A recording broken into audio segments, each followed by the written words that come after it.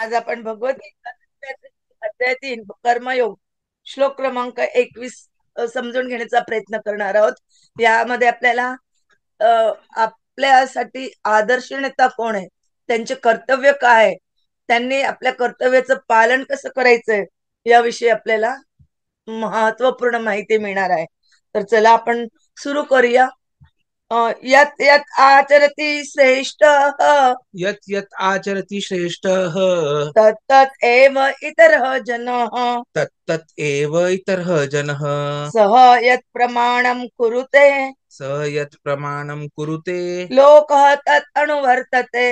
लोकः तत् अनुवर्तते यत् यत् आचरति श्रेष्ठः यत् यत् आचरति श्रेष्ठः तत्तत् एव इतरः जनः तत्तत् एव इतरः जनः सः यत् प्रमाणं कुरुते सः यत् प्रमाणं कुरुते लोकः तत् अनुवर्तते. लोकः तत् अनुवर्तते यत् यत् आचरति श्रेष्ठः तत्तत् एव इतरः जनः सः यत् प्रमाणं कुरुते लोकः तत् अनुवर्तते. हरे यत् यत् कृष्ण. आचरति श्रेष्ठः तत्तत् देव इतरः जनः स यत् प्रमाणं कुरुते लोकः तत् अनुवर्तते.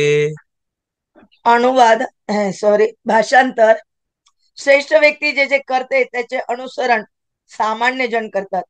आपल्या अनुसरणीय कृत्यांनी ती जे जे आदर्श घालून देते त्यानुसार सारे जग कार्य करते. तात्पर्य: सामान्य जनांना अशा नेत्यांची नेहमी गरज असते जो व्यावहारिक आचरणाद्वारे लोकांना शिक्षित करू शकतो.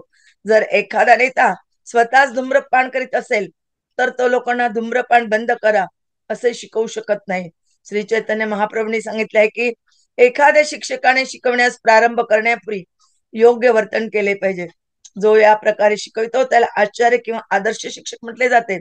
म्हणून सामान्य लोकांना शिक्षित करण्यासाठी शिक्षकाने शास्त्रांच्या तत्वांचे पालन करणे अत्यावश्यक आहे. एखादा शिक्षक हा प्रमाणित शास्त्राच्या तत्वाविरुद्ध कोणतेही नियम निर्माण करू शकत नाही. मनुसंहिता त्याचप्रमाणे इतर शास्त्रांना मानव समाजाने पालन करणे योग्य असे आदर्श ग्रंथ मानले जातात. म्हणून नेत्याची शिकवणी अशा आदर्श शास्त्रांच्या सिद्धांतावर आधारित असली पाहिजे. जो स्वतः उन्नत होऊ इच्छितो त्याने महान आचार्यांनी अनुसरण केलेल्या आदर्श सिद्धांतांचे पालन करणे अत्यावश्यक आहे. श्रीमद भागवत हे निश्चितपणे सांगते की मनुष्याने महान भगवत भक्तांच्या पावलांचे अनुसरण करणे अत्यावश्यक आहे आणि आध्यात्मिक साक्षात्काराच्या पथावरील प्रगतीचा हाच योग्य मार्ग आहे. राजा किंवा राज्याचा कार्यकारी प्रमुख, शासक, पिता आणि शालेय शिक्षक या सर्वांना सामान्य साध्या भोळ्या निष्पाप लोकांचे स्वाभाविक नेते मानण्यात येते. या सर्व स्वाभाविक नेत्यांवर त्यांच्यावर अवलंबून असणाऱ्या लोकांची मोठी जबाबदारी असते. यास्तव त्यांनी नैतिक आणि आध्यात्मिक संहिता असणाऱ्या सर्व आदर्श ग्रंथामध्ये पारंगत असणे अत्यावश्यक आहे. ओम ज्ञानतिमिरन्धस्य ज्ञानांजन शलाकया चक्षुरुन्मीलितं येन तस्मै श्री गुरवे नमः. श्री चैतन्य मनोभीष्टं स्थापितमेन भूतले स्वयं रूप कदा मह्यं ददाति स्वपदान्तिकं. वन्देऽहं श्रीगुरोः श्रीयुतपदकमलं श्रीगुरुन् वैष्णवांच श्रीरूपं साग्रजातं सगण रघुनाथान्वितं तं सजीवं साद्वैतं सावधूतं परिजन सहितं कृष्ण चैतन्य देव श्री राधा कृष्ण पादान् सगण ललिता श्री विशाखान्वितांच. नमो ओम विष्णुपादाय कृष्ण प्रेष्ठाय भूतले श्रीमते भक्ति वेदांत स्वामिनिति नामिने. नमस्ते सरस्वते देवे गौरवाणी प्रचारिणे निर्विशेष शून्यवादी पाश्चात्य देश तारिणे.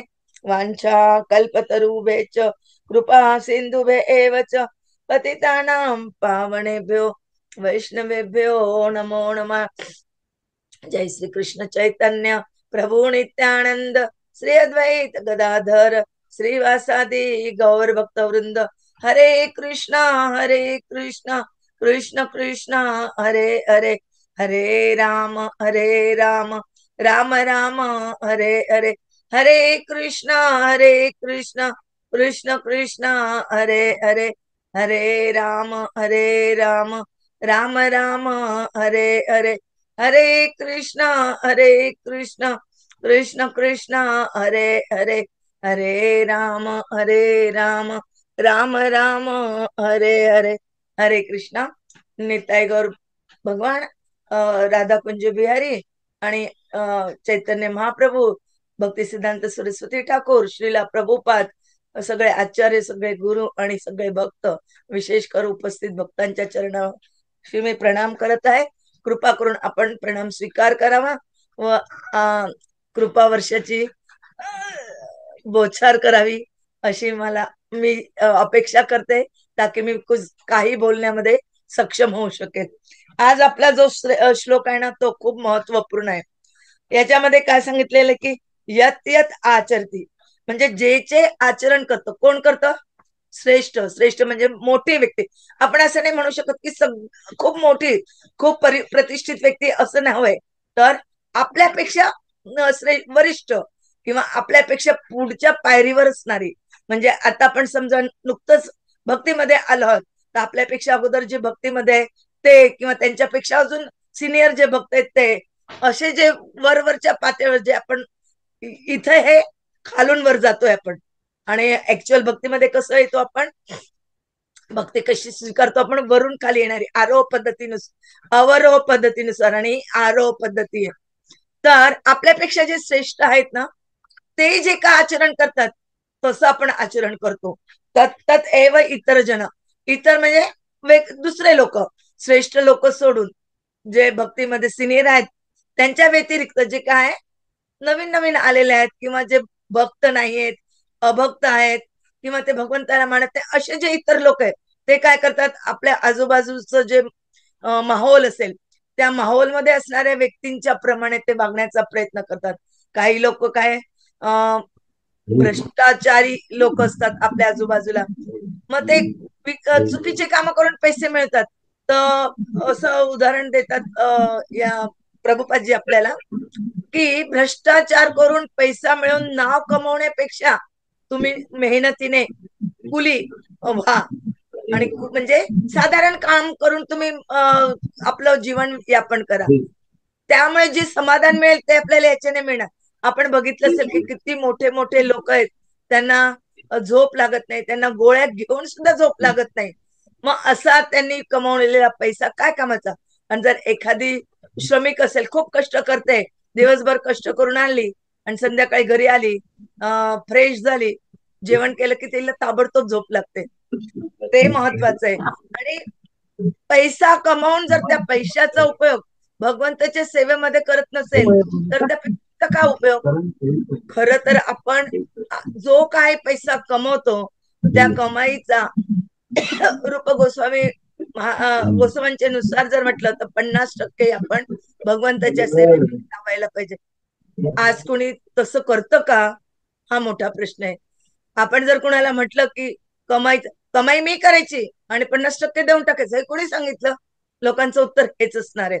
पण खरं जर बघितलं तर आपण जर 50% रक्कम खरंच भगवंताच्या सेवेमध्ये लावली तर ती खरं सार्थकी होते आणि ती आपल्याला ह्या जीवनातच चांगलं फळ देते असं नव्हे, तर आपल्याला आपल्या पुढच्या जीवनात, दिव्य जीवनात, आध्यात्मिक जीवनात सुद्धा त्याचा फायदा होतो.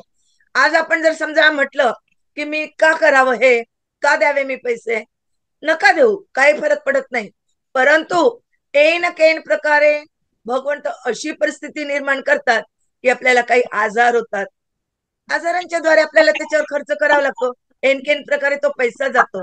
तर त्यापेक्षा आपण जर भगवंतांना दिलं तर कमीत कमी आपण या जे अप्रासंगिक जे आजार निर्माण होतात त्यांच्यापासून आपण वाचू शकतो. याच्यामध्ये त्यांनी सांगितलं की जे श्रेष्ठ व्यक्ती आहे, जे जसं जसं करतात त्यांचं अनुकरण सामान्य लोक करतात, त्यामुळे त्यांना मोठी जबाबदारी येते. त्यांना काय करावं लागतं, आदर्श प्रस्थापित करावा लागतो की त्यामुळे आपलं नाव खराब होणार नाही. जर समजा एखाद्या मोठ्या व्यक्तीने खूप पैसा आहे आणि तिने जर चोरी केली तर काय होईल, त्याचं नाव बदनाम होणार की नाही? तर त्याला तसं करता येणार नाही. वास्तविक बरेच लोक असे आहेत की ते काही काही उलटे सुलटे कपट कारस्थान करून पैसा मिळतात, ते एक प्रकारे चोरीच करतात आहे. आणि भगवंतांना न देता, जसं आपण म्हणतो ना की आपण जे काय बनवतो ते भगवंतांना जर आपण अर्पण न करता खाल्लं तर ते काय होतं, चोरच असतो आणि आपण पाप खातो. तर त्यापेक्षा जे भगवंताने आपल्याला दिले त्याच्यामध्ये संतुष्ट राहून आणि ते आपण भगवंतांना जर अर्पण केलं, त्यांच्या सेवेमध्ये अर्पण केलं आणि तेही संतुष्ट होऊन, कि असं नाही की माझी इच्छा नाहीये पण मला करावं लागते, ही पद्धत नको. स्वखुशीने खरंच करायला हवं. आणि जर आपण ते केलं तर त्याचा आपल्याला जो आनंद प्राप्त होतो तो आपण आनंद पैशामध्ये मोजू शकत नाही. इथं सांगण्यात आलेले प्रभुपदांनी तात्पर्यामध्ये सांगितलंय की आपल्या पुढे 4 लोक आदर्शित असतात. कोणते कोणते? पहिले तर आपले माता पिता. म्हणूनच म्हटलं जातं ना की आई प्रथम गुरु आहे. आईचं प्रमुख कर्तव्य आहे की ती आपल्या मुलांवर संस्कार चांगले करायला पाहिजे. जर ती जर संस्कारी नसेल तर ती आपल्या मुलांना काय संस्कार करणार? आज जर बघितलं तर आज सगळ्या अगोदर तर फक्त पुरुष लोक सिगरेट प्यायचे, पण आज जर तुम्ही रस्त्याने जाल तर तुम्हाला बऱ्याच ठिकाणी असं दिसेल की मुली सुद्धा सिगरेट पिताय. आणि त्यांना म्हटलं की तुम्ही सिगरेट पेका, ऐकत नाही. ते म्हणतात तुम्हाला काय करायचं, तुम्ही तुमच्या रस्त्याने नीट जा. दुसऱ्यांच्या जीवनात तुम्हाला हस्तक्षेप करायचा काय अधिकार आहे, असं त्यांचं उत्तर असतं. जर अशा माता जर झाल्या, अशा मुली जर माता बनल्या तर ते आपल्या मुलांना काय संस्कार देणार, काय शिकवून देणार आणि त्यांची मुलं पुढे जाऊन काय निघणार, हे एकदम काय म्हणतो त्याला एक न विचार करण्याजोगं. कारण त्याविषयी आपण विचारच करू शकत नाही. आणि ते एक भविष्यातील एक अद्भुत सीन कोणतं निर्माण होईल आपण सांगू शकत नाही. जर आपल्याला मुलं चांगली असायला हवी असं वाटत असेल तर अगोदर मातेने स्वतःला सुसंस्कृत करणं खूप गरजेचं आहे. ज्या वेळेला आपली आई किंवा आपले वडील सकाळी 4 वाजेला उठून भगवंतांची सेवा करत असतील, जप करत असतील, भागवतचं श्रवण करत असतील, अगोदर जर तुम्ही बघितलं 30-40 वर्षापूर्वी तर प्रत्येक घरांमधून कृष्णाच्या कथा सांगितल्या जायच्या, रामायणावर चर्चा व्हायची. रामाचे रामाने जे जे कार्य केलंय रामासारखं कोणीही झालेलं नाही. ते एक आदर्श नेता होते, आदर्श प्रशासक होते, आदर्श पुत्र होते, आदर्श पती होते, आदर्श पिता होते. सगळे काही गुण त्यांच्या मते होते आणि त्यामुळे सर आपण म्हणतो ना राम राज्याची अपेक्षा करतो. आणि त्यासाठीच किती वर्षानंतर प्रयत्न केल्यानंतर आज अयोध्येमध्ये रामाचं स्थापना झाली आहे. आणि परंतु काय खरंच रामाने ज्या आदर्श प्रस्थापित केलेले आहेत, जे गुण प्रस्थापित केले, आदर्श घालून दिले, त्याप्रमाणे खरंच सगळे लोक बघतात का?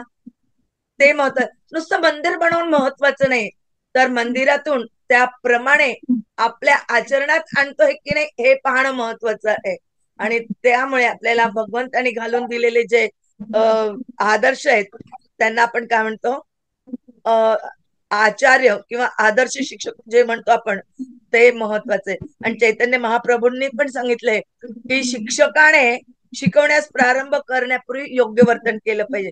जर समजा एखादा शिक्षक सिगरेट पितोय तर तो आपल्या मुलांना सांगू नाही शकत की तुम्ही सिगरेट पिऊ नका, कारण त्याचं बघूनच विद्यार्थी शिकतात ना.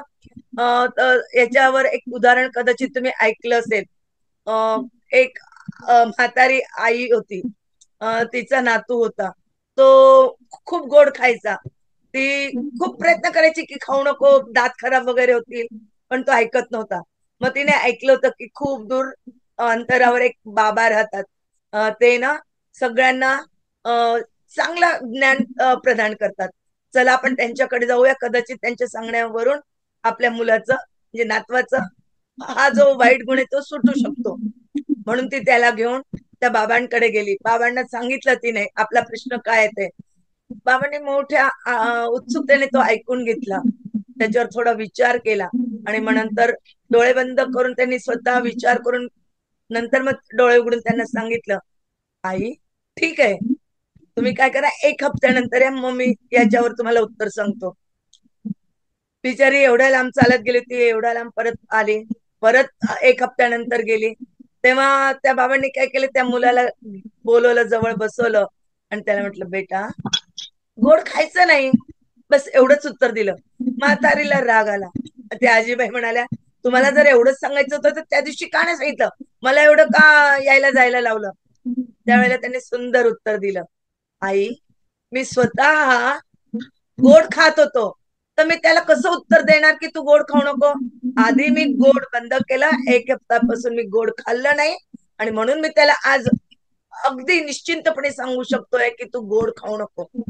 तर म्हणजे काय, त्यांनी स्वतः आचरणात आणलं. आणि जेव्हा आपण स्वतः आचरणात आणतो तेव्हा आपण त्यांना सांगू शकतो, इतरांना सांगू शकतो की बाबा हो तुम्ही असं करू नका, असं केलं तर असं होतं, तसं केलं तर तसं होतं. तेव्हा आपण जे काय सांगतोय त्याचा प्रभाव पडतो. पण केव्हा स्वतः आचरणात आणायचं. काय आचरणात आणायचं? जे नियम दिले, त्या आपल्यासाठी काय दिलेली मनुसंहिता, आणि मनुसंहितेसारखे अनेक ग्रंथ दिलेले आहेत. मनुसंहिता आपण वाचू शकत नाही, म्हणून व्यासदेवांनी काय केलं, सगळ्या पुराणांचं जे सार आहे श्रीमद भागवतम, त्याची निर्मिती केली. आणि केवळ आपण जर ते सकाळी रोज ऐकलं, थोडं थोडं एक एक श्लोक जरी ऐकले आपण, तरी त्याचा प्रभाव आपल्यावर पडतो. व आपलं जे हृदय आहे त्याच्यावर त्याचा प्रभाव पडल्याने हृदय हळूहळू हळू स्वच्छ होत जातं. आणि त्याच्यावर जी जन्मोजन्माची धूळ साचलेली आहे ती स्वच्छ होऊन आपण शुद्ध होतो. आणि जेव्हा आपण शुद्ध होतो तेव्हा आपण भक्तीमध्ये प्राधान्यतेने पुढे पाऊल टाकू शकतो. तर याचप्रमाणे जे महत्वपूर्ण शास्त्र आहेत त्यांचं मानव समाजाने पालन करण्या योग्य आहेत, असं प्रभुपदजी आपल्या तात्पर्यामध्ये म्हणतात. आणि त्यांनी जे सिद्धांत घालून दिलेले आहे ते सुद्धा अति आवश्यक आहेत असं त्यांनी सांगितलंय. आणि म्हणून महान भगवत भक्तांच्या पावलांचे अनुसरण करणे अत्यावश्यक आहे. आध्यात्मिक साक्षात्काराच्या प्रगती पथावर, म्हणजे आध्यात्मिक प्रगतीवर जर आपल्याला पथावर म्हणजे रस्त्यावर जर आपल्याला जायचं आहे, आपली प्रगती करायची की अरे ते प्रभूजी किती सिनियर आहेत, किती त्यांच्या तोंडावर किती तेज दिसतंय, ते किती नम्रतेने वागतात, ते किती कमी बोलणं महत्वाचं आहे, आणि जे काय बोलणार ते मोजून मापून बोलणं महत्वाचं आहे. अशा वेळेला जेव्हा आपल्याला प्रभाव पडतो त्या समोरच्या व्यक्तींचा, आपण सुद्धा तसं होण्याचा प्रयत्न करतो. आणि जेव्हा आपण त्यांच्याप्रमाणे आपल्या जीवनात आणण्याचा प्रयत्न करू तेव्हा आपल्याला सिद्धी प्राप्त होते. आणि दुसरं म्हटलेलं आहे त्यांनी, माता पित्यानंतर शालेय शिक्षक, शिक्षकांना सुद्धा सुधारण्याची गरज आहे. आजकाल शिक्षक काय, शिक्षक आणि मुलं यांना एकमेकांचा जे संबंध असतो तो संबंधच माहित नाही, तो संबंधच मुलं विसरून गेले. मुलं डायरेक्टली शिक्षकांना काय करतात, त्रास देतात, धमक्या देण्याचा प्रयत्न करतात. बऱ्याच ठिकाणी तर असं ऐकण्यात येतं की शिक्षकांना ते मारहाण सुद्धा करतात. परंतु ते किती योग्य आहे, ते जर आई वडील चांगले तर मुलं चांगले असणार, आणि मुलं चांगले तर मग असा प्रसंग येणारच नाही. नंतर येतो प्रशासक. प्रशासक म्हणजे आपल्या सभोवतालचे जसे नगरसेवक, सरपंच वगैरे हे जसे असतील त्यांचा सुद्धा प्रभाव पडतो त्या एरियामध्ये राहणाऱ्या लोकांवर. जर नगरसेवक वगैरे चांगले असतील, काय म्हणतात, MLA वगैरे चांगले असतील, पुढे जाऊन मिनिस्टर चांगले असतील, मुख्यमंत्री वगैरे चांगले असतील, तर त्या देशाचं भवितव्य काय असतं, उज्ज्वल असतं. आणि जर तेच करप्टेड असतील तर त्यांचं भवितव्य काय असणार आहे. इतर राज्यात इतर जे देश आहेत ते अर्थातच त्यांच्यावर सहजतेने आक्रमण करून त्यांना म्हणजे त्यांच्यावर अधिकार गाजवू शकतात. म्हणजे आपलं स्वातंत्र्य हे अंधकारात डुबू शकतं. तेव्हा प्रशासक सुद्धा चांगलं पाहिजे. आणि राज्याचा कार्यकारी प्रमुख अधिकारी, आपल्या राज्याचा स्टेट, त्याच्यानंतर आपलं जे काय म्हणतात आपण पंतप्रधान वगैरे म्हणतो ते सुद्धा चांगले. आज जर आपण बघितलं की आपले पंतप्रधान करोडो करोडो रुपयांच्या विमानामध्ये फिरताय, लोकांना पण तसंच वाटेल की मला सुद्धा तसंच मिळायला पाहिजे, त्यांना एवढं संरक्षण आहे, मला पण तेवढं संरक्षण पाहिजे, असा विचार प्रत्येकाच्या मनात येणार. परंतु तो किती आणि कसा, एक थोडा वादाचा विषय आहे, याच्यावर आपण जास्त नाही बोलायचं. बस आपण एवढं लक्षात ठेवायचं की आपल्या देशावर कुणाचं आक्रमण होणार नाही, आपल्या स्वातंत्र्यावर कुणाचा हस्तक्षेप होणार नाही, आणि आपलं स्वातंत्र्य अबाधित राहून आपण आपल्या भगवंताची, कृष्णाची चांगल्या प्रकारे शरणागती घेऊन आपण त्यांची सेवा करू शकू व आपलं जीवन आपण सुरळीतपणे पार पाडून याच जन्मात आपण आपल्या जीवनाचं सार्थक कसं करू शकू याकडे आपण लक्ष द्यायला पाहिजे. आणि ही सगळी मोठी जबाबदारी या नेत्यांवर आहे असं प्रभुपादजी म्हणतात. प्रभुपादजी बऱ्याच वेळेस म्हणायचे, त्यांना जेव्हा सांगायचे त्यांचे शिष्य येऊन की हे असं करताय ते तसं करताय, तर ते सरळ म्हणायचे त्यांच्याकडे लक्ष देऊ नका, तुम्ही फक्त तुमचं काय कार्य आहे सेवा करा आणि जप करा, ग्रंथाचं पठण पाठन करा, बस याच्या व्यतिरिक्त तुमचं लक्ष दुसरीकडे कुठेही असता कामा नये. म्हणून आपल्याला जर आपलं जीवन सुधरवायचंय, आपल्याला आपल्या जीवनात खरोखर शांतता आणायची, तर आपल्याला त्यांनी प्रभुपादांनी जे सांगितलंय ते आपल्याला ऐकायलाच हवं.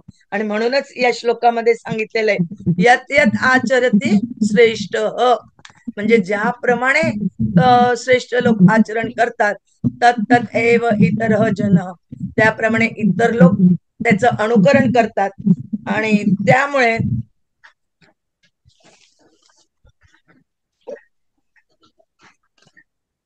यत्स प्रमाण कृते लोक तत् आणि लोक त्याचं अनुकरण करतात. तेव्हा आपल्याला अनुकरण कोणाचं करायचंय ते आपल्याला ठरवायचंय. आदर्श जे लोक असतील त्यांचंच आपल्याला अनुकरण करून पुढे जायचंय. हरे कृष्णा. काही चुकलं असेल तर मला क्षमा करा, जास्त बोललं गेलं असेल तरी क्षमा करा. आणि विचार करा की आपण या श्लोकावरून आपल्या जीवनात कितीतरी घेण्यासारखं आहे की आपण लोकांपुढे काय बनलं पाहिजे, एक आदर्श बनलं पाहिजे. लोकांनी आपल्याकडे बघून शिकायला पाहिजे की त्यांनी कशा परिस्थितीतून कशा कशा प्रकारे त्यांनी शिक्षण घेतलंय किंवा ते आपल्या शिक्षणाचा आपल्या संपत्तीचा उपयोग कसा करतात आहे. आपण सुद्धा त्यांच्याप्रमाणे करूया आणि एकमेकांचा हात धरून आपण पुढे आपल्या भक्तीमध्ये पुढे जाऊया. हाच आपल्याला एक निर्णय, महत्वपूर्ण निर्णय घ्यायचा आहे. आणि तो निर्णय आपल्यावर अवलंबून आहे. आपण काय करायचंय काय नाही करायचंय हे आपल्याला कोणी सांगून उपयोग नाही. कारण जर कोणी आपल्याला सांगायला गेलं की असं कर बाबा तसं कर, तर आपण कधी त्याचं ऐकणार नाही.